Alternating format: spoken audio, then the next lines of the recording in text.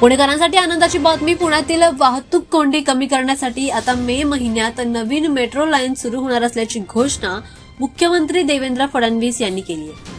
पुण्यातील हिंजवडी शिवाजीनगर मेट्रो मार्गाचा पहिला टप्पा मे महिन्यात सुरू केला जातोय, तर या मार्गातील सुमारे 11 किलोमीटरचा भाग हा मे मध्ये सुरू होणार आहे, तर उरलेला 12 किलोमीटरचा भाग हा जुलैपर्यंत सुरू होण्याची शक्यता व्यक्त केली जाते. हा 23 किमीचा मेट्रो कॉरिडॉर आयटी हब असलेल्या हिंजवडीला शहराच्या मध्यवर्ती भागाशी जोडणार आहे आणि त्यामुळे आयटी कर्मचारी आणि प्रवाशांना मोठा दिलासा मिळणार आहे.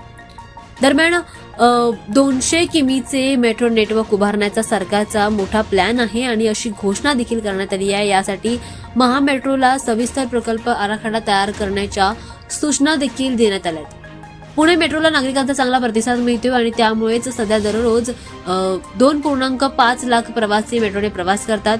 गणेशोत्सवाच्या काळामध्ये हा आकडा जवळपास 5.75 लाखांपर्यंत पोहोचला होता, अशी माहिती सुद्धा देण्यात आली आहे. या नव्या मेट्रो मार्गामुळे आता पुण्यातील ट्रॅफिक कमी होण्यास मदत होणार आहे. आयटी कॉरिडॉरमधील प्रवास अधिकच जलद आणि सोयीस्कर देखील होणार आहे आणि प्रवाशांना मोठा दिलासा मिळणार आहे.